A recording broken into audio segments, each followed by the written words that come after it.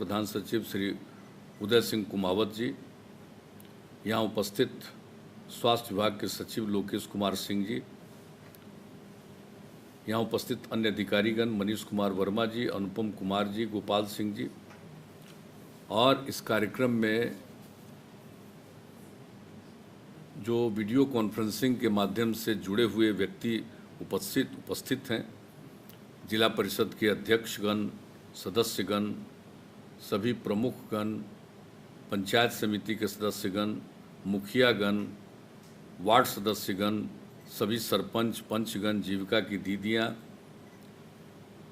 नगर निकायों के जनप्रतिनिधिगण और अन्य सभी जनप्रतिनिधिगण, सभी जिला पदाधिकारीगण, अन्य सभी जिला स्तरीय पदाधिकारीगण, क्षेत्रीय पदाधिकारीगण, मैं सबसे पहले आप सब लोगों का स्वागत करता हूं। आज के इस वीडियो कॉन्फ्रेंसिंग में जिसका मकसद है कि आज जो ये कोरोना वायरस के चलते जो स्थिति उत्पन्न हुई है, उसके संबंध में आगे हम लोगों को बहुत ही सचेत और सजग रहना है। उस सिलसिले में यह एक आयोजित किया गया है यह कार्यक्रम। इसके पहले भी कार्यक्रम कई प्रकार के आयोजित हुए हैं और हर स्तर पर हम लोगों ने पूरी स्थिति की समीक्षा की है, लोगों से बातचीत भी की है। अभी जो कुछ भी जितना क्वारंटाइन सेंटर वगैरह है, उसमें भी जो रहने वाले लोगों के साथ भी हमने बातचीत की और क्वारंटाइन सेंटर को देखा। हर ज़िले के कम से कम 2-2 क्वारंटाइन सेंटर को हमने देखा है और 3 दिन लगातार हम इस काम में लगे रहे। क्वारंटाइन सेंटर में कहाँ है, कैसे लोगों को रखा जा रहा है, कहाँ उनके भोजन का इंतज़ाम है, कहाँ उनके शौचालय का इंतज़ाम है और उनके हेल्थ केयर का, उनके स्वास्थ्य के लिए कहाँ पर देखने वाले लोग बैठे हैं, एक एक चीज़। और उन लोगों के साथ भी हमने बातचीत की। और आप जानते हैं कि जैसा अभी माननीय उप मुख्यमंत्री जी ने भी बताया और स्वास्थ्य मंत्री जी ने भी बता दिया, आप सब लोगों को मालूम है, जब इसके बारे में चर्चा शुरू हुई तो ये चर्चा तो आई है पूरे तौर पर ये मार्च महीने से शुरू हुई। उसके पहले तो ये चीन में था और अन्य जगहों पर फैला था, उसकी कोई खास चर्चा नहीं थी। लेकिन जैसे ही इसकी चर्चा शुरू हुई, हम लोग इस पर काफ़ी सजग हुए और जो ज़रूरी काम है वो सब करना शुरू किया। मुझे याद है आज भी कि 13 मार्च को पहली मीटिंग हम लोगों ने की और सब आपस में बातचीत की और आगे क्या करना चाहिए इसके बारे में सोचा। और विधानसभा, विधान परिषद का आप जानते हैं चल रहा था बजट सेशन, बजट सत्र चल रहा था और उसको सभी दल के लोगों के साथ बातचीत करके 16 मार्च को उसको स्थगित कर दिया गया। बजट पारित करने के बाद ये सब काम हुआ और हम लोगों ने जब आप जानते ही हैं, उसके बाद हम लोगों ने जो जनता कर्फ्यू का आह्वान किया था आदरणीय प्रधानमंत्री जी ने 22 तारीख को मार्च में, और उसी दिन हम लोग शाम में मीटिंग में बैठे थे कि आखिरकार जब ये स्थिति बढ़ती जाने की संभावना है तो हम लोगों को क्या क्या करना है। तो बिहार के बारे में आप लोगों को स्मरण होगा थोड़ा कि हम लोगों ने तय किया था कि 23 तारीख से लेकर के, यानी 23 मार्च से लेकर के 31 मार्च तक हम लोगों ने तय कर दिया था कि सभी जितने भी हमारे प्रखंड मुख्यालय, अनुमंडल मुख्यालय, जिला मुख्यालय, जितने नगर निकाय हैं, चाहे नगर निगम हो, नगर परिषद हो, नगर पंचायत हो, इसके बारे में हम लोगों ने निर्णय किया कि 31 मार्च तक उसमें हम लोग लॉकडाउन लागू करेंगे। लेकिन आप जानते हैं कि 24 तारीख के ही शाम में आदरणीय प्रधानमंत्री जी ने घोषणा की और भारत सरकार की तरफ से पूरे देश में 25 तारीख से लॉकडाउन लागू कर दिया गया और ये तय किया गया था कि 14 अप्रैल तक रहेगा। और आप जानते हैं उसको बाद में बढ़ाना पड़ा 3 मई तक, उसके बाद फिर 17 मई तक और फिर उसके बाद 31 मई तक, यानी 4 खंड में पूरे देश में लॉकडाउन लागू किया गया। और जो आपदा प्रबंधन कानून है 2005 का बना हुआ, उसी के अंतर्गत इसको क्रियान्वित किया गया, लागू किया गया और उसको ध्यान में रख करके केंद्र सरकार ने इस बारे में गाइडलाइन जारी किया कि कैसे क्या करना है और लॉकडाउन का मतलब क्या है, एक एक बात की जानकारी दी गई। और मुझको खुशी है आप सब लोगों की बड़ी अच्छी भूमिका रही है। हमने देखा है एक एक चीज़ की समीक्षा हर दिन हम लोग बातचीत करते रहे और नियमित तौर पर हम लोग मीटिंग करते रहे हैं और जिला के स्तर पर समीक्षा के लिए हम डीएम एसपी जो हमारे जितने लोग अन्य अधिकारीगण हैं, कमिश्नर हैं, सब हैं, तो सब लोगों के साथ, पुलिस अधिकारियों के साथ हम लोग बातचीत करते रहे हैं और हर स्तर पर और यहाँ पर मुख्य सचिव के स्तर पर प्रतिदिन ये बातचीत होती रही है। आपदा प्रबंधन कानून लागू है, इसलिए आपदा प्रबंधन को ध्यान में रखते हुए हर स्तर पर हुआ। लेकिन जो मुझे मालूम हुआ और जो कुछ भी हम लोगों ने देखा, एक एक चीज़ का जो विश्लेषण करते थे हम लोग कि कहाँ क्या हो रहा और उसके बारे में लोगों में जागरूकता ला रहे थे, तो ये पता चल रहा था कि भाई अपने यहाँ लोगों में बड़ी जागृति थी, गांव में रहने वाले लोगों में जागृति और जितने भी हमारे जनप्रतिनिधि हैं सब में जागृति। आप सब लोगों ने मेहनत किया है, कोई मामूली काम नहीं किया, इसलिए हम आपको बधाई देते हैं। और आप जानते हैं कि हमारे जो भी गांव में रहने वाले लोग थे उनको भी पता था कि भाई इसके लिए ज़रूरत इस बात की है कि बाहर से लोग नहीं आवे। और जब ये लॉकडाउन लागू हुआ था पूरे देश में, तो उसमें तो नियम ही बना हुआ था कि बाहर से लोग नहीं आएंगे, यानी एक राज्य से दूसरे राज्य में नहीं जाएंगे और राज्य के अंदर भी एक ज़िले से दूसरे ज़िले में नहीं जाएंगे। खास करके अगर स्वास्थ्य से संबंधित मेडिकल कोई आधार है या अन्य प्रकार से, जैसे तुरंत हम लोगों ने इसकी अनुमति प्रदान की थी खेती के लिए और उसके बाद जो ज़रूरत है लोगों को खाने का सामान खरीदना है, सब्जियां हैं, इन सब चीज़ों के लिए शुरुआत तो शुरू में कर दिया गया था ताकि लोगों को किसी प्रकार की दिक्कत ना आए। लेकिन लोगों को ये बताया गया कि भाई आप लोग घर में रहिए, ज़रूरत पड़ने पर इन सब कामों के लिए कोई गया तो ये बात हुई। और ये मास्क की बात उसी समय आ गई और मास्क के बारे में तो हमारा अनुभव है, जब 16 तारीख को विधानसभा और विधान परिषद को स्थगित किया गया तो उस समय जो डॉक्टर्स लोगों की सलाह थी वो सलाह थी कि जो अगर बीमार है उसको मास्क पहनना है और जो इलाज करने में डॉक्टर हैं, अन्य लोग हैं, उनको मास्क पहनना है, बाकी को मास्क नहीं पहनना है। तो ये हम लोग सब जान रहे थे, उस समय कह रहे थे, लेकिन बाद में पता चला कि नहीं साहब, मास्क पहनना लोगों की रक्षा के लिए ज़रूरी है। तो ये बाद में शुरू हुआ और आप जानते हैं कि मास्क शुरू में मिल नहीं रहा था, तो हम लोगों ने जीविका समूह को और अन्य प्रकार से कहा कि इसका मास्क का निर्माण किया जाए। अब वो ऐसी स्थिति नहीं है, अब सब जगह, अब बड़े पैमाने पर जीविका समूह को भी इस बात के लिए हम धन्यवाद देते हैं कि उन लोगों ने इस मास्क का काम किया। और जो हमने देखा है अनेक जगहों पर, जो हम क्वारंटाइन सेंटर को देख रहे थे, वहाँ पर भी हमने देखा कि उसमें रहने वाले लोग भी मास्क का निर्माण कर रहे हैं, कई महिलाओं को हमने देखा। तो ये सब काम हो रहा है और हम लोगों ने तय भी कर दिया कि हर गांव में प्रत्येक परिवार 4 मास्क और साबुन हम लोग उपलब्ध कराएंगे। तो ये काम शुरू हो गया है और बड़े पैमाने पर उपलब्ध हो गया और धीरे धीरे इस काम को पूरे तौर पर किया जा रहा है। कहिएगा तो हम तो पूरा फिगर बता देंगे कितने लोगों का वितरण हो गया और कितने लोगों का वितरण जारी। तो ये काम तो है, सबको मिलेगा। इसके बाद हमने यह भी कहा है कि भाई ये गांव में तो हम लोगों ने कर दिया, अब शहरों में भी इस बात की ज़रूरत है कि वहाँ पर भी जो गरीब लोग हैं उन लोगों को भी ये मास्क का वितरण किया जाए। अब उस सब पर काम शुरू हो गया, तो मास्क का वितरण। और अभी जो सबसे ज़्यादा जागृति की ज़रूरत है वह है मास्क का पहनना। अगर आप अकेले हैं तो कोई बात नहीं है, लेकिन जैसे ही आप निकल रहे हैं, और आप जानते हैं अब लॉकडाउन ख़त्म हो गया, अब लॉकडाउन सीमित रखा गया। कहाँ सीमित रखा गया है? तो वैसी जगहों पर रख दिया गया है हम लोगों को लॉकडाउन जहाँ पर, अब जैसे क्वारंटाइन सेंटर है, आप तो जान रहे हैं, तो क्वारंटाइन सेंटर में किन को रखा गया? क्वारंटाइन सेंटर में रखा गया है जो बाहर से हमारे लोग आ रहे हैं उन लोगों को रखा गया, और ख़ास करके उन जगहों से जो आए जहाँ पर काफ़ी एक तरह से कहिए रेड जोन है, बड़े पैमाने पर वहाँ सब कुछ है, वहाँ से जो आए हैं उनको क्वारंटाइन सेंटर में रखा जा रहा है। जो प्रखंड स्तर पर, पंचायत स्तर पर और अन्य स्तर पर जो क्वारंटाइन सेंटर का निर्माण किया गया है वहाँ पर लोगों को रखा जा रहा है, और बाकी जगहों से जो लोग आ रहे हैं उनको सलाह दिया जा रहा है कि आप होम क्वारंटाइन में रहिए। और किस प्रकार से जो लोग भी रह रहे हैं उनकी जांच करवाई जाती है, हर तरह से उनको देखा जाता है, नज़र रखा जाता है कि कहीं इनमें कोई लक्षण आया तो इसका जांच कराएंगे। वैसे कुछ जगहों पर सिंबॉलिक जांच भी करते रहते हैं।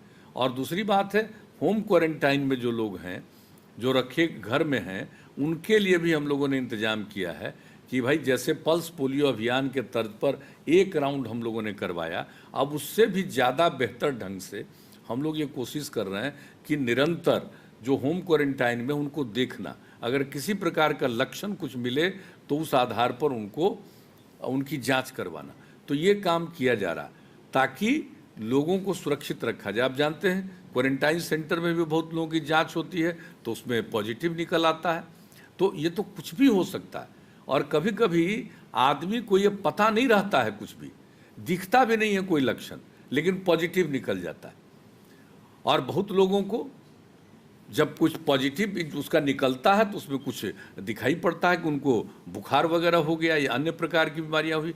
तो ये जो देखा गया है, अब जो लोग भी इस प्रकार के हैं उनको कहाँ रखा जाएगा, कि यानी जिनका निकल गया पॉजिटिव, उनके लिए हम लोग बना रहे हैं, हम लोग कंटेनमेंट जोन नहीं, आइसोलेशन सेंटर।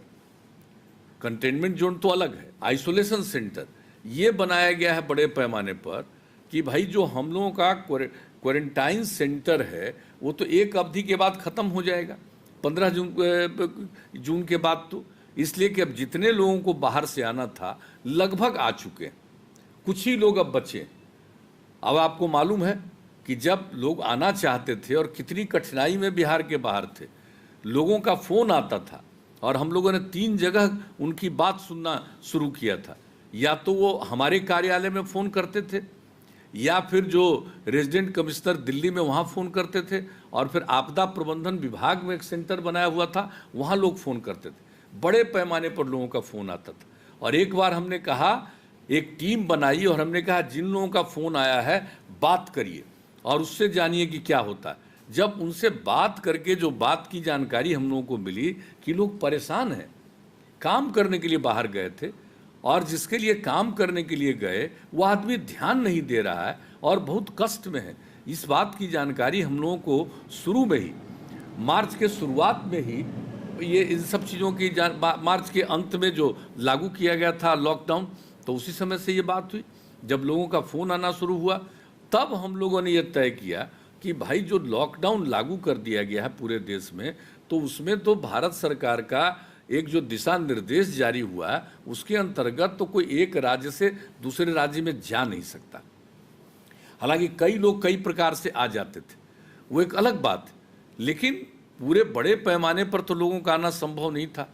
तो फिर जब इस बात को देखते हुए जो आगे हम लोगों ने इसके लिए अनुरोध भी किया, आप सबको मालूम है, लेकिन उस बीच में जब अनुरोध किया तो इसके बारे में 27 तारीख को अप्रैल महीने में जब मीटिंग हुई थी प्रधानमंत्री जी के स्तर पर सारे मुख्यमंत्रियों की, तो उसमें भी हमने इस बात को रखा था कि भाई जब ऐसी स्थिति है, लोगों को आना है तो आने का व्यवस्था होना चाहिए।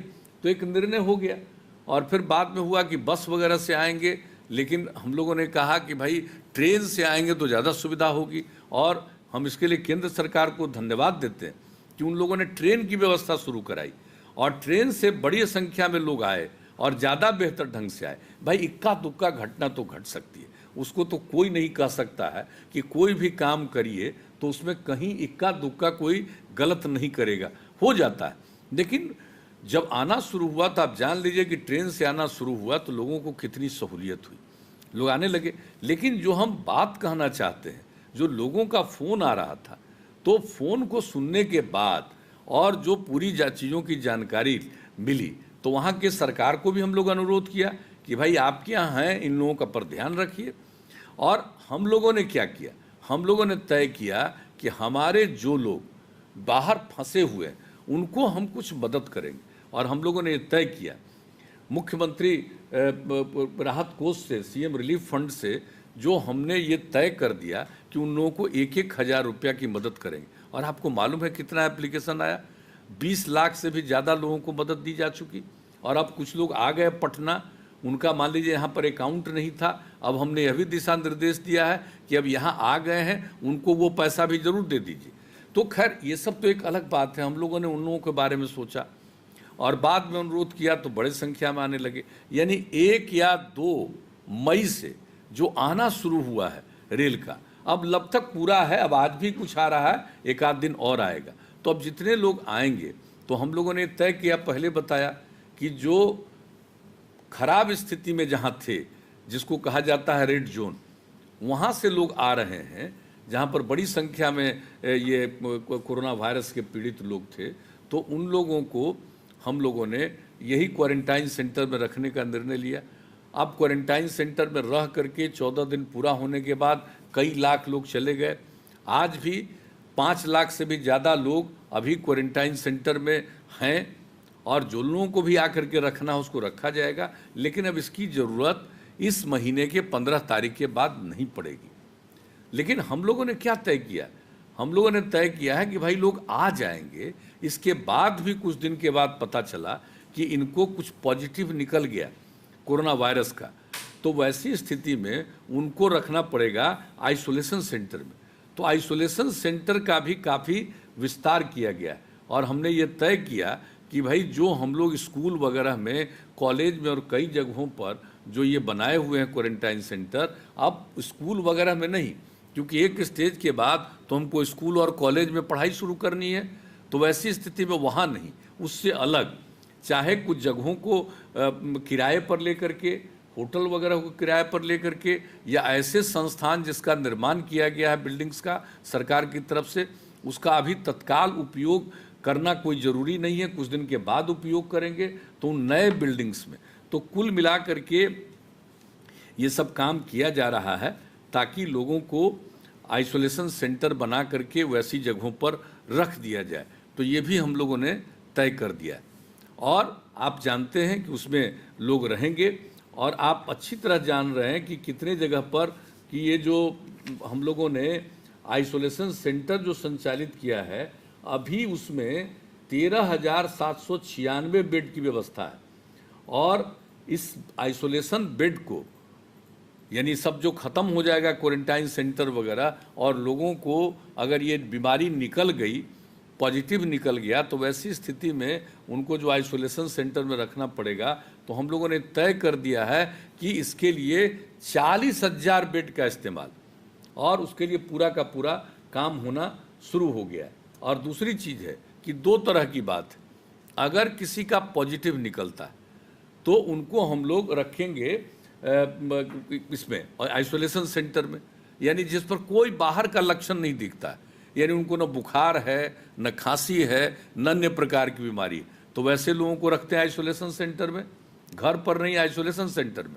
और अगर उनमें किसी प्रकार का बुखार है, कुछ भी है, तो उसको वहाँ से ले करके लिया जाता है, और अनुमंडल स्तर पर, सब डिवीज़न के स्तर पर बना हुआ है कोविड हेल्थ सेंटर, और इसमें 3,811 बेड की व्यवस्था की गई, वहाँ उनको ले जाया जाएगा। और अगर वो ज़्यादा उनकी तबीयत खराब है, बहुत खराब है, तो उनको, आप जानते हैं कोविड केयर हॉस्पिटल 3 हॉस्पिटल है, एक है पटना में नालंदा मेडिकल कॉलेज हॉस्पिटल, दूसरा Jawaharlal Nehru college and hospital Bhagalpur, और तीसरा Anugrah Narayan Magadh medical college and hospital गया। ये 3 जगह है जहाँ पर सबसे गंभीर अगर हो जाएगा लोगों को तो वहाँ ले जाया जाएगा।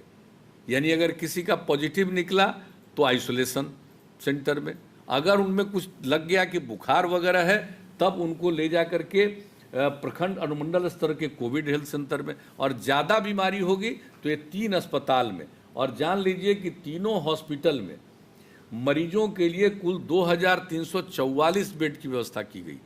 ये सारा इंतजाम किया गया, और हर तरह से हम लोग सचेत हैं और एक एक चीज़ की समीक्षा कर रहे हैं। बाहर से आने वाले लोगों के जांच में पॉजिटिव निकल रहा है तो इसकी संख्या जो भी बढ़ानी पड़ेगी, इसलिए आपको आइसोलेशन सेंटर का जिक्र हमने किया। अब उसकी संख्या बढ़ा करके 40,000 करना है। तो एक एक काम पर पूरी की पूरी जो पूरा का पूरा राज्य सरकार का जो विभिन्न विभाग है, जैसे हेल्थ डिपार्टमेंट, उनको बहुत चीज़ देखना है। ये सारे लोग और अन्य विभाग के लोग भी सब तरह से काम कर रहे हैं। और एक बात और जान लीजिए कि अब ये लोग तो आ गए, अब हम लोगों ने क्या सोचा कि भाई जितने लोग आ गए हैं तो इन लोगों के लिए तो हम लोग को करना है। और एक बात हम बताना चाहते हैं, ज़रा बिहार में जिस तरह से हम लोगों ने काम किया है, ये जो हम लोगों ने क्वारंटाइन सेंटर बनाया है, आपको हम बताएं कि एक क्वारंटाइन सेंटर में किसी भी क्वारंटाइन सेंटर में कई लाख की संख्या में लोग रहे और किया गया है। और आप जान लीजिए कि वहाँ पर लोगों पर एक व्यक्ति पर जो क्वारंटाइन सेंटर में 14 दिन रखे जाते हैं 5300 रुपया 5300 रुपया का व्यय हो रहा है। और कौन कौन काम कर रहे हैं हम लोग, एक एक तरह से उन लोगों को हर प्रकार की सुविधा उनको हम लोग देते हैं, कोई दिक्कत उन लोगों को नहीं हो, इस तरह का हम लोग काम करने की कोशिश करते हैं। और इसके अलावे जब ये आ गया तो हम लोगों ने क्या नहीं किया है, किस किस प्रकार से काम किया है। हम लोगों ने तय कर दिया कि जितने हमारे राशन कार्ड धारी हैं और राशन कार्ड हेतु चिन्हित परिवार हैं, इन सब लोगों को 1000 रुपया देंगे। अब तक 1,62,00,000 लोगों को, जिसमें 1,41,00,000 राशन कार्ड धारी हैं और 21 लाख जिनको चिन्हित किया गया है कि जिनको राशन कार्ड नहीं है, ऐसे लोगों को 1000 रुपया दिया जा चुका है। और बाकी लोगों को भी इसके लिए पूरी कोशिश हो रही है। हम लोग देख रहे हैं कि कोई व्यक्ति बचे नहीं, सबका राशन कार्ड बन जाए, उसके लिए काम कर रहे हैं हम लोग तेज़ी से। और जान लीजिए कि राशन कार्ड धारी और राशन कार्ड हेतु चिन्हित परिवारों को जो हम दे रहे हैं और उसके अलावे जिनको नया चिन्हित किया गया है कि इनको राशन कार्ड बनना चाहिए, उस सबको मिला करके अभी ही 1000 रुपया प्रति व्यक्ति को देने में 1,62,00,000 लोगों को तो खर्च किया जा चुका है राज्य सरकार की तरफ से 1,620 करोड़ रुपए की राशि दी जा चुकी है।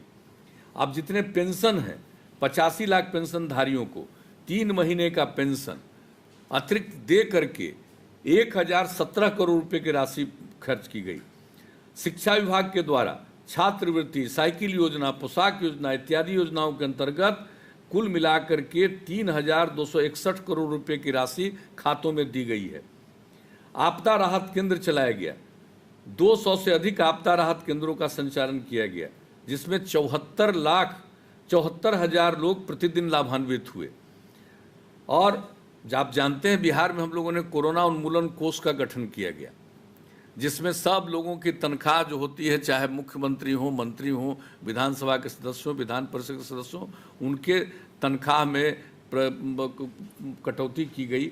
इसके अलावे जो हम लोग करते हैं, सहायता करते हैं, एमएलए और एमएलसी के रिकमेंडेशन पर जो योजना चलती है, जिसमें उन लोगों को जो पैसा दिया जाता है 1 साल में 3 करोड़ रुपए का, तो उसी में से 50 लाख रुपया कम किया गया और उसके आधार पर बना दिया गया कोरोना उन्मूलन कोष। उसमें 180 करोड़ रुपया रख दिया गया ताकि स्वास्थ्य विभाग को चाहे जिस प्रकार से भी दवा की ज़रूरत पड़े, उसके लिए कोई इक्विपमेंट का है उनको लाना है, उसके लिए जो भी ज़रूरत पड़े, या अन्य प्रकार से ये जितने सफ़रर लोग हैं, पीड़ित लोग हैं, उनकी मदद करने के लिए वह भी हम लोग इंतजाम करके रख दिए। जो बजट और सरकार के द्वारा किया जाता है उसके अतिरिक्त यह भी व्यवस्था कर दी गई है कि उनको अचानक कहीं ज़रूरत पड़े तो ये सब काम करेंगे। तो एक एक तरह से हर प्रकार से आप समझ लीजिए कि पूरे तौर पर कितने तरह से लोगों को हम लोग मदद करने की कोशिश कर रहे हैं। और सबका आपको हमने संक्षेप में जिक्र कर दिया है कितनी राशि खर्च की जा रही है। और यही नहीं, हम लोगों को चिंता है किसी का नहीं, इसके अलावा जो आपदा पीड़ित होते हैं आप सब जानते हैं, हम लोगों ने आपदा प्रभावित लोगों के लिए शुरू से काम किया है। याद करिए आप 2007 में क्या हुआ था जब 22 जिला प्रभावित हुआ था। 2008 में बताइए कोसी की त्रासदी आई, इसके बाद कितनी बार बाढ़, कितनी बार सूखा, सब कुछ आता गया। 2019 में क्या प्रभाव पड़ा। और उसके बाद जो आपदा पीड़ित लोग थे और हम लोगों ने जल जीवन हरियाली अभियान की शुरुआत की, ये सब उसके लिए लोगों को हम लोगों ने कोशिश किया। लेकिन जो आपदा पीड़ित लोगों की हम लोग मदद करते हैं और यह भी, इसको भी आपदा माना गया है, तो हम लोगों का तो शुरू से ये मान्यता है कि जो भी आपदा प्रभावित है सरकार के खजाने पर पहला अधिकार उनका। अब जानते हैं कि ये सब कुछ को बंदी करने के कारण, लॉकडाउन करने के कारण व्यापार वगैरह में कमी आई, तो आमदनी में कमी आ गई, सब कुछ हुआ। लेकिन फिर भी जो सबसे ज़्यादा काम किया गया है, आप जान लीजिए, लोगों को हम बता देना चाहते हैं आपको कि इस पूरे सिलसिले में जब से ये हम लोगों ने डिक्लेयर किया और केंद्र सरकार ने डिक्लेयर किया लॉकडाउन, तो उस पूरे पीरियड में आप जान लीजिए हम लोगों ने लोगों को के बीच में जो खर्च किया है 8,538 करोड़ 52 लाख रुपए का व्यय किया है। और आप जानते हैं जो बाहर से जो लोग आए हैं, तो बाहर से जो लोग आ रहे हैं उनको आने में जो खर्च, उसके ऊपर 500 रुपया और न्यूनतम 1,000 रुपया देने का फैसला। तो एक एक तरह से हम लोगों ने एक एक काम किया है कि किस तरह से लोगों को कितनी दिक्कतें होती है और कैसे हम लोग लोगों को सहायता देना चाहते हैं। तो इसी प्रकार से आप जान लीजिए इस बार क्या हुआ, फरवरी में पानी पड़ा, फिर मार्च महीने में 3 बार पानी पड़ा 3-3 दिन, फिर अप्रैल महीने में। तो इस सब चीज़ों को देखते हुए हम लोगों ने सरकार की तरफ से तीनों मिला करके, पहला में हम लोगों ने 60 करोड़ दिया, दूसरे में 518 करोड़ रुपया दिया, यानी अप्रैल इसके मार्च वाले में जो पीड़ित हुआ इलाका, और तीसरा जो अप्रैल में पीड़ित हुआ उसको लगभग 152 करोड़ रुपया। यानी आप समझ दीजिए कि मंत्रिमंडल के द्वारा, मंत्रिपरिषद के द्वारा जो किसान प्रभावित हुए हैं आपदा से, उनके लिए 730 करोड़ रुपए का अलग से और इंतजाम किया गया और लोगों के बीच में वितरण हो रहा है। करीब करीब 12,35,000 किसानों को दिया जा चुका है, 417 करोड़ रुपया खर्च किया जा चुका है। ये पूरी चीज़ें प्रक्रियाधीन है। तो हम सिर्फ इसलिए बता रहे हैं कि एक एक चीज़ पर हम लोग ध्यान देते हैं। और आप चिंता मत करिएगा, हम लोगों का दायित्व है लोगों की सेवा करना। तो जो भी सरकार की तरफ से जो जरूरी कदम उठाना है हम सब वो लोग करते रहेंगे। लेकिन अब आपसे आज जो बातचीत हो रही है इसका मुख्य मकसद है कि आपने अब तक लोगों में बड़ी जागृति लाई, लोगों में भी बड़ी जागृति आई। अब लॉकडाउन खत्म है, अब तो सिर्फ उसी इलाके में लॉकडाउन 1 महीना लागू होगा जिस इलाके में मान लीजिए कि वहाँ निकल जाता है पॉजिटिव एरिया, उसको उसमें उसी के लिए करेंगे।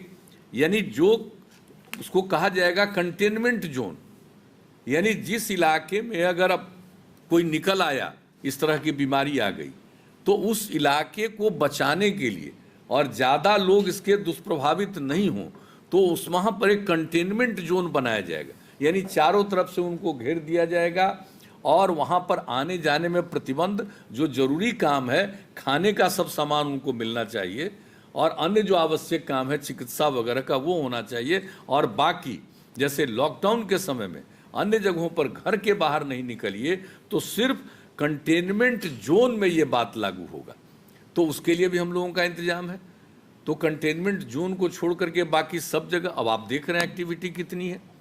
हम लोग बार बार कह रहे हैं लोगों को कि भाई भीड़ मत लगाइए, सोशल डिस्टेंसिंग, एक दूसरे के बीच में दूरी रखिए। प्रधानमंत्री जी ने कहा 2 गज की दूरी रखो, तो 2 गज की दूरी रखने का इस पर ध्यान देना चाहिए। अब आजकल जब बंद हुआ है तो देख लीजिए कितनी बड़ी संख्या में लोग बहुत एक दूसरे के नज़दीक आ रहे हैं। भाई इस पर ध्यान देना है, लोगों को सिखाना पड़ेगा। तुरंत लोग नहीं समझता है, लेकिन लोगों को समझाना पड़ेगा कि थोड़ी दूरी बना करके चलिए, थोड़ा दूरी बना करके रखिए। अकेले हैं तो कोई बात नहीं, बाकी कोई काम के लिए निकलते हैं तो आपको मास्क लगाना पड़ेगा और उसके लिए तो हम लोग सब इंतजाम कर रहे हैं। तो एक प्रचार तो आप लोगों को लोगों को समझाने के लिए कहना है कि भाई हर हालत में लोगों को प्रेरित करिए कि भाई ये मास्क जरूर लगाइए और सैनिटेशन का सब कुछ का ये सब जो कहा जाता है एक एक चीज़ का, तो हर जगह साफ सफाई का ध्यान देना और दूसरी तरफ लोगों को ये प्रेरित करना। अब देख रहे हैं हम लोग कैसे रखे हुए हैं, अब जैसे ही कुछ होगा अभी बोल रहे हैं तो कोई बात नहीं, ऐसे करेंगे तो तुरंत ये देखिए, तो इससे भी होगा। और दूसरा जो मास्क पहनने का कई तरीका है, अभी बता रहे थे हमारे स्वास्थ्य मंत्री जी, तो मास्क का प्रयोग करना जरूर चाहिए। ये लोगों को प्रेरित करिए, हम इन लोगों को कहेंगे। और जो आपको बता दिया कि हर तरह से हम लोगों की ये कोशिश हो रही है कि हम लोग पूरे तौर पर लोगों की रक्षा करें। अब देखिए ये चीज़ तो आप देख रहे हैं, जो सबसे विकसित देश है दुनिया का, सबसे अमीर देश है अमेरिका, सबसे ज़्यादा प्रभावित वहाँ है। शुरू कहाँ से हुआ? चीन से। अब कई प्रकार से लोगों ने किया। अभी अभी ठीक बता रहे थे हमारे उप मुख्यमंत्री जी और स्वास्थ्य मंत्री जी, आप लोगों को बता रहे थे। एक बात जान लीजिए, दूसरे देशों में जो पश्चिमी देश है वहाँ पर ये नहीं प्रचलित था, लेकिन जो पूर्वी देश हैं, जापान वगैरह, उसमें मास्क पहनने की प्रक्रिया पहले से, आमतौर पर जो कोई निकलते हैं बीमार रहते, और वहाँ पर सबसे कम असर पड़ा। तो अब मिला जुला करके जो इसके विशेषज्ञ हैं वो ये सलाह दे रहे हैं मास्क के बारे में। तो हम लोगों को प्रेरित करना है मास्क के लिए। और दूसरी बात है कि हर तरह से ध्यान देना है। अगर थोड़ा भी किसी की तबीयत खराब तो उन सब लोगों पर नज़र रखनी है। तो जितने जनप्रतिनिधिगण हैं अगर देखे रहेंगे, हमारे यहाँ तो वैसे हम देख रहे हैं कि लोगों को काफ़ी जागृति रही है, लेकिन जागृति तो है, लेकिन लोगों को जो अभी हम देख रहे हैं 2-3 दिन से जितनी भीड़ हो रही है, और 50-60% लोगों का ही मुझे कल आंकड़ा मिला है कि लोग मास्क पहने हुए। तो वो करना चाहिए और इससे बचने के लिए ज़रूरी है। और एक बात हम बता देते हैं, अभी हम लोगों के बिहार की स्थिति बेहतर है। अब एक जो पूरे विश्व में ये महामारी बन चुका है, अब तक विश्व के 215 देशों के 64,52,400 लोग संक्रमित हो चुके हैं और 3,82,480 लोगों की मृत्यु हो चुकी है पूरे दुनिया में। अब भारत में, अपने देश में अब तक 2,07,615 लोग प्रभावित हुए हैं और अब तक इसमें से 5,815 लोगों की मृत्यु हुई है। और बिहार में अब तक कुल 81,413 सैंपल्स की जांच की जा चुकी है और अब कोरोना पॉजिटिव मरीजों की संख्या बढ़कर के हो गई है 4,096। अभी जो देश में जैसी स्थिति है उससे भी कम है, लेकिन बढ़ रहा है ना, ध्यान रखना, 4,096। और इसमें से अब तक 1,803 लोग स्वस्थ हो चुके हैं और अब तक कुल आज सुबह को लेकर के 25 लोगों की मृत्यु हुई है। और अभी वर्तमान में लगभग 2,269 लोग एक्टिव हैं अभी। तो आप समझ लीजिए कि 3 मई के बाद जब बाहर से लोगों का आना शुरू हुआ, तब उसके बाद बिहार में लौटने वाले लगभग 3,000 व्यक्ति कोरोना पॉजिटिव पाए गए। तब तो बड़ी संख्या में आए हैं। सबका तो आप इलाज कर नहीं सकिएगा, लेकिन नज़र तो रखिएगा। आप जानते हैं शुरू में नहीं पता चलता है, और कभी कभी जो क्वारंटाइन सेंटर में रहते हैं बाद में कुछ लक्षण दिखता है तो देखा जाता है कि पॉजिटिव निकले, या अन्य जगहों पर। इसलिए हम लोगों को पूरे तौर पर नज़र रखनी है। घर में भी रहेंगे तो हम लोगों ने कहा है कि उसके बारे में नियम बना दिया गया है, और आप लोगों को भी। और हम तो ये भी कहेंगे कि भाई ग्रामीण चिकित्सक लोग भी हैं, उनका भी हम लोगों ने मदद किया था, ट्रेनिंग पहले कराया था। हम उनसे भी आग्रह करेंगे कि भाई नज़र रखिए। गांव के लोग इलाज कराने के लिए आप ही के यहाँ चले जाते हैं, तो जो ग्रामीण चिकित्सक लोग हैं उन लोगों को भी ध्यान रखना चाहिए। वो जैसे ही देखते हैं, अगर उनको कोई लक्षण दिखे तो तुरंत उनका जांच के लिए आप कहिए कि जांच करा लीजिए।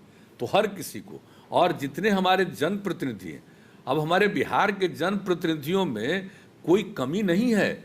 हम जानते हैं आप लोगों में बहुत क्षमता है, हमको पूरा विश्वास है आप पर। आखिरकार बिहार में अगर हमने इन चीज़ों का सामना किया है तो इसमें आप सब लोगों की बहुत अच्छी भूमिका है। आपने भी इसके लिए जो काम किया, उसी के चलते बिहार कम से कम प्रभावित रहा है। लेकिन आगे भी हम प्रभावित न हो, इसके लिए आवश्यक है आपको जागरूक रहना, आपको सजग रहना, और लोगों को बताना है भाई डरो मत। ये तो आ गया है दुनिया भर में, डरने की कोई ज़रूरत नहीं है। सचेत रहना है, सजग रहना है। और सचेत और सजग रहने में क्या है भाई, कि अगर किसी प्रकार की भी उसको लक्षण मिलता है तो उसकी जांच करा लेना चाहिए। अन्य प्रकार की, और एक बात का ध्यान रखिए, हम लोगों को रखना है, वो ये है कि ये जो होता है ये संक्रमण, तो आप देखिएगा कि इसमें देखा जाता है कि बहुत लोगों का होता है, पॉजिटिव निकल आता है, कुछ पता नहीं चलता है। जिनको बताया गया आपको कि हम लोगों ने आइसोलेशन सेंटर में उनको रखा और उनको कुछ नहीं पता चलता और अपने आप ठीक हो जाते हैं। लेकिन जो देखा ये जा रहा है कि अगर कोई स्वस्थ है तो उसको अगर हुआ भी तो जल्दी से जल्दी वो ठीक हो जाता है, लेकिन उसके चलते अगर कोई अस्वस्थ लोग सामने आ गया, उम्र वाले लोग आ गए, 65 साल से अधिक उम्र वाले, या मान लीजिए कि गर्भवती महिला है, या 10 साल से कम उम्र के बच्चे हैं, बच्चियां हैं, या अन्य प्रकार की बीमारियों से ग्रस्त हैं, ये 4 इसका ध्यान रखना है। यानी 65 साल से अधिक उम्र वाले, जो गर्भवती महिलाएं हैं वो, और जो 10 साल से कम उम्र के बच्चे और बच्चियां हैं, और किसी अन्य प्रकार की बीमारी से ग्रस्त हैं, इन पर खतरा ज़्यादा है, इसलिए इनको हम लोगों को रखना है सुरक्षित और ये लोगों को बताना है। तो ये जो अवेयरनेस, जागृति है जिसके चलते आज की मीटिंग है, वो यही है कि आप इन बातों को समझ करके लोगों को जरूर जागरूक करते रहिएगा। नहीं तो बहुत लोगों को लगता है एक स्टेज के बाद लगेगा हम तो बिल्कुल ठीक ठाक हैं। अरे बिल्कुल ठीक ठाक हैं, ठीक ठाक रहिएगा, और हम लोगों की प्रार्थना है कि सब स्वस्थ रहें। लेकिन कुछ लोगों का अस्वस्थ होना, कुछ लोगों का गुजर जाना, ये तो कोई रोक नहीं सकता। लेकिन जागृति रहेगी तो अकारण किसी को नुकसान नहीं पहुंचेगा।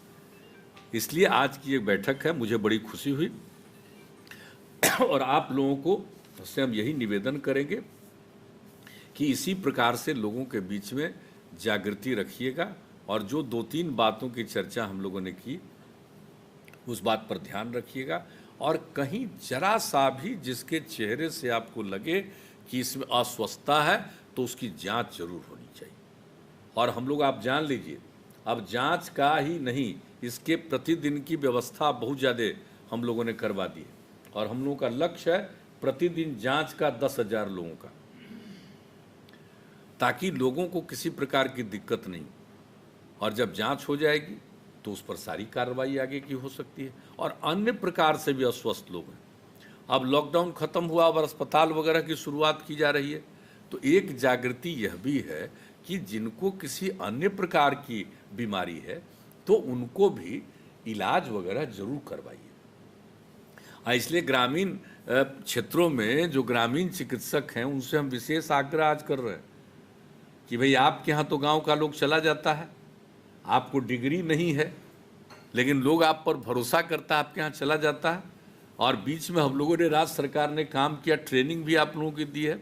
तो हम दोबारा इस बात को कहना चाहते हैं, ये आपका फर्ज बनता है, ये आपका दायित्व है, और सच पूछिए तो यह आपका धर्म है कि अगर लोग आपके पास आ रहे हैं, किसी अन्य प्रकार का लक्षण दिखता है तो उनको अन्य प्रकार का जांच भी करवाइए।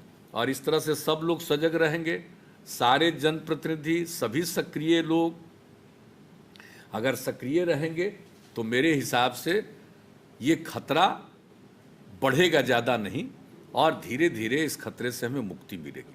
कई प्रकार के विशेषज्ञ कह रहे हैं कि ये अभी बढ़ेगा, तब तो कोई जानता नहीं है। अब उसके बारे में हम लोगों को कोई भयभीत होने की तो ज़रूरत है नहीं, सिर्फ सचेत रहना है। ये कोई जान नहीं रहा।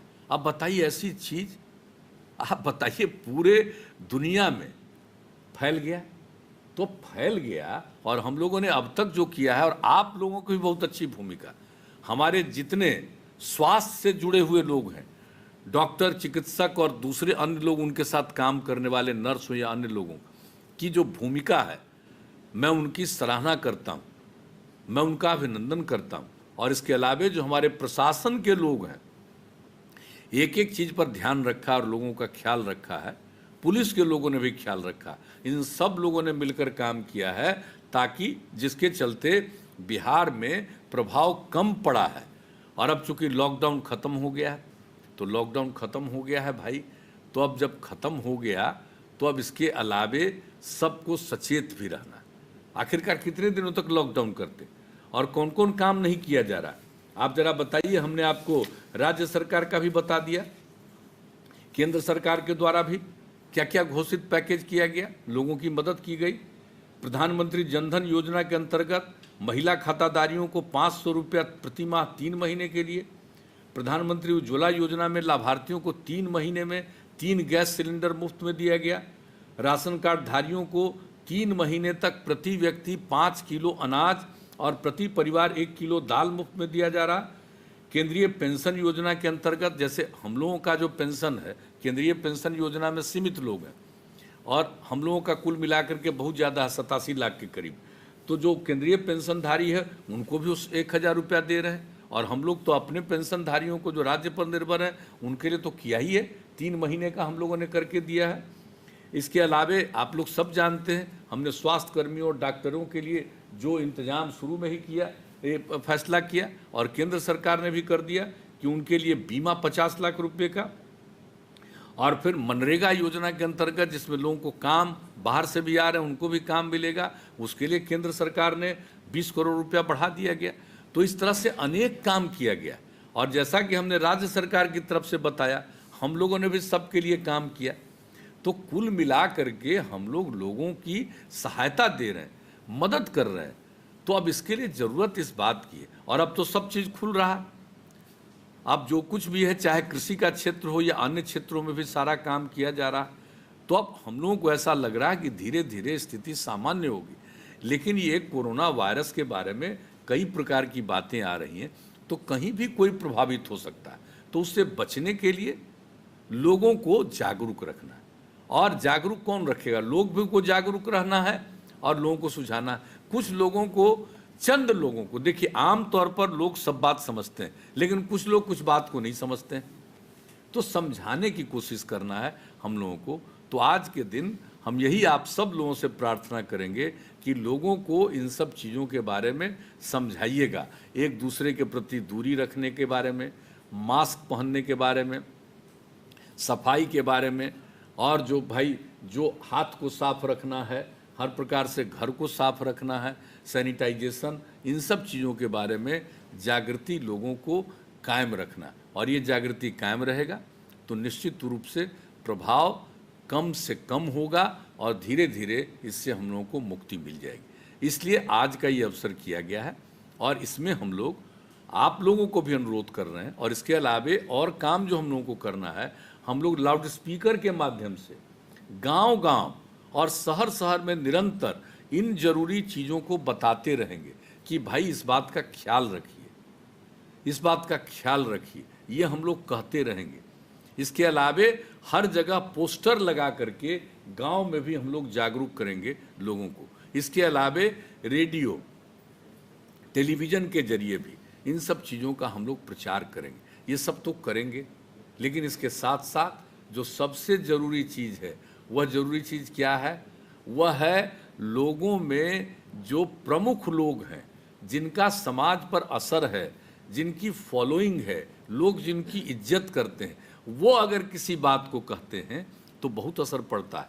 और देखिए, हम लोगों का व्यक्तिगत अनुभव है, जनप्रतिनिधि रहे हैं, तब से हमने देखा है गांव वगैरह में कोई आदमी अस्वस्थ रहता था। आज की बात हम नहीं बता रहे, हम कितना पुराना 35 साल 35 साल पुरानी बात अपना अनुभव बताते हैं कि लोग जब गांव में जाते थे, विधायक थे, तो हम लोगों से पूछते थे कि अच्छा बताइए विधायक जी, यहाँ हम लोग बगल में क्या करें। तो एक एक चीज़ के बारे में लोगों का, जिनका जो प्रभाव है, जिन पर लोगों का भरोसा है, लोगों का विश्वास उन पर बहुत है। इसलिए हम हाथ जोड़कर पुनः आप सब लोगों से प्रार्थना करेंगे कि सारे जनप्रतिनिधि, आप सब लोग भी इस बात का ख्याल रखिएगा और लोगों को समझाइएगा। हम जानते हैं चंद लोग ऐसे होते हैं जिनका दिमाग बाएं दाएं भड़कता रहता है, वो नहीं मान सकते, लेकिन हम लोगों का दायित्व है सबको कहना। लेकिन ज़्यादातर लोग, अधिकांश लोग आपकी बात मानेंगे, और लोग आज मानते रहे। और आपको मालूम, हमारे गांव में कॉन्शसनेस है, ऐसा नहीं है कि नहीं है। और एक बात हम कह देना चाहते हैं कि जो लोग भी हमारे यहाँ हैं, उनके भी रोजगार के लिए, जो हमारे यहाँ रहते हैं, सारा काम मनरेगा वगैरह से लेकर के जल जीवन हरियाली अभियान के अंतर्गत जो कार्यक्रम है उसकी शुरुआत करा के, सड़क का काम, अन्य जो विकास का काम है उसको करा करके लोगों को काम में लगाना। और दूसरा, जो हमारे बाहर से लोग आ गए, हम जो बात किए, हम उन लोगों से आग्रह किए कि भाई आप दूसरी जगह सेवा करने गए, और उन लोगों को ख्याल रखना चाहिए था कि जो आदमी कहीं काम करने गया है और लोगों का काम करता है, वो आज कष्ट में है, उसका ध्यान नहीं रखा। ये अच्छी बात नहीं है। आपको लौट करके यहाँ आना पड़ा, तो हम तो यही चाहेंगे कि आपको मजबूरी में बिहार के बाहर नहीं जाना पड़े। कोई इच्छा से कहीं जाना चाहे तो पूरा देश तो एक है, पूरा देश तो एक है। प्रवासी कहते हैं, भाई एक बात और कहेंगे, हम प्रवासी नहीं कहते हैं। एगो शब्द चला है पूरे देश में, एक राज्य का दूसरे राज्य में बिहार के लोग जाते हैं उसको प्रवासी कहता है। अरे काहे का प्रवासी है? देश तो एक है, नागरिकता तो एक है। तो एक देश का आदमी कोई दूसरी जगह काम करने जाता तो प्रवासी नहीं है। देश के बाहर जाएगा तो भले प्रवासी है, लेकिन फिर भी प्रवासी जैसा उनको रूप। अरे भाई देश एक है, कहीं का कहीं गया काम करने, उसको किसी तरह का कष्ट नहीं होना चाहिए था, लेकिन कष्ट हुआ। तो हमारे बिहार के लोगों को जो बाहर में कष्ट हुआ है, हमें ठीक नहीं लगा। हम लोगों ने बहुत कोशिश की है, लेकिन लोग मजबूर होकर के आए। तो हम लोग तो अब चाहते हैं कि उन लोगों को मजबूरी में फिर बाहर नहीं जाना पड़े, इसलिए उनके लिए व्यापक पैमाने पर रोजगार का इंतजाम हो जाए। इसके लिए पूरा का पूरा काम हमारे यहाँ और पूरे डिपार्टमेंट को और ख़ास करके जो इससे संबंधित विभाग हैं उन सब लोगों को लगाया गया है, चाहे वो ग्रामीण विकास विभाग हो, चाहे वो नगर विकास विभाग हो, या अन्य जो भी विभाग संबंधित हैं, सब लोगों को एक एक करके लोगों को इस काम में हम लोगों ने लगाया है। और इसके बारे में जो कुछ भी व्यापार को लेकर के, जो कुछ भी बिजनेस को लेकर के अगर कोई नई नीतियां बनानी है, उस पर भी हम लोगों ने चर्चा कर दिया।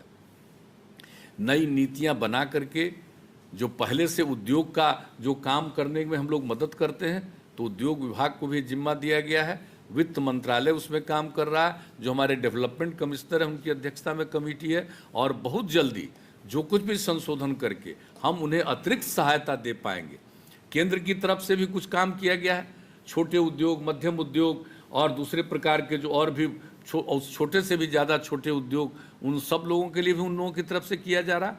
और हम लोग भी पूरे तौर पर उन लोगों को मदद देने के लिए हम लोग नीति बना रहे हैं। और आपको मालूम है मनरेगा में न सिर्फ राशि बढ़ाई गई है, बल्कि उन लोगों का भी उसमें वो समाहित किया जा रहा है। तो मनरेगा के माध्यम से भी, और जो दूसरा हम लोग जल जीवन हरियाली अभियान के अंतर्गत कई काम कर रहे हैं, उसमें भी लोगों को शामिल किया जाए। और अन्य जो विकास के काम हैं उसमें शामिल किया जाए, और नया उद्योग लगा करके ताकि उनको काम मिले। और जितने लोग बाहर के आए हैं उन सब लोगों का आकलन किया जा रहा है कि ये किस चीज़ का स्किल इनको है, किस चीज़ की कौन सा काम ये करते हैं, यहाँ पर भी वो काम कराया जा सकता है। तो एक एक तरह से हम लोग सचेत हैं, उस काम को भी कर रहे हैं, ताकि बाहर गए थे काम करने, मजबूर होकर के उनको लौटना पड़ा है, तो फिर उनको यहाँ की स्थिति ऐसी बनाई जाए कि कोई मजबूरी में फिर किसी को जाना न पड़े। तो इसके लिए भी आपको लोगों के बीच में जागृति का अभियान चलाना है। और सबसे बड़ी चीज़ है, लोगों को इस बीमारी से बचाने के लिए, जागृति के लिए जो हम लोगों ने जिक्र किया उसका करना, और इसका और भी बड़े पैमाने पर प्रचार प्रसार जिसका हमने जिक्र किया हम लोग करेंगे। और हमें पूरा विश्वास है कि हमारे चीफ सेक्रेटरी के नेतृत्व में जो भी राज्य सरकार के सभी विभाग के लोग हैं और जितने भी पुलिसकर्मी हैं, सब लोग लगे हुए।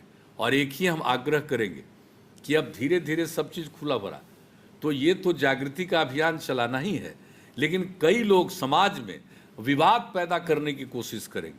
मैं आपसे हाथ जोड़कर प्रार्थना करता हूँ कि समाज में विवाद नहीं हो, आपस में प्रेम का, सद्भावना का, भाईचारे का भाव रहे, इसके लिए आप सब लोग प्रयास करिएगा। तो मेरा यही निवेदन है। और अब तक इतने दिनों में आप लोगों ने बहुत अच्छा काम किया है, मैं पुनः इसके लिए धन्यवाद देता हूं। और आज के दिन जो ये कार्यक्रम किया गया, आप सब लोग इतनी बड़ी संख्या में उपस्थित हैं, हम लोगों की बात सुन रहे हैं। अगर हमारी बात पर और हम सब लोगों की बात पर थोड़ा भी गौर कीजिएगा, तो ज़रूर आप में जो क्षमता है उसके माध्यम से आप ऐसा माहौल खड़ा कीजिएगा कि बिहार में इस चीज़ का संकट नहीं आएगा, बल्कि बिहार में अन्य प्रकार से भी जो लोग पीड़ित हैं उनको भी सहायता मिल पाएगी। तो इन्हीं शब्दों के साथ मैं पुनः दोहरा कर यही कहूँगा कि भाई ये जो कोरोना वायरस जिसको कोविड-19 कहा जा रहा है, इससे डरने की ज़रूरत नहीं है, बल्कि हमें सचेत रहना है और सबको सचेत करना है और सजग करना है। तो इन्हीं शब्दों के साथ आप सबसे मिलकर मुझे बड़ी खुशी हुई और आपको मैं हृदय से धन्यवाद देते हुए अपनी बात समाप्त करता हूँ। माननीय मुख्यमंत्री श्री नीतीश कुमार जी का बहुत बहुत धन्यवाद।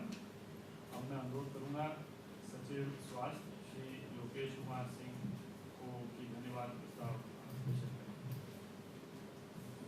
कोरोना उन्मूलन से संबंधित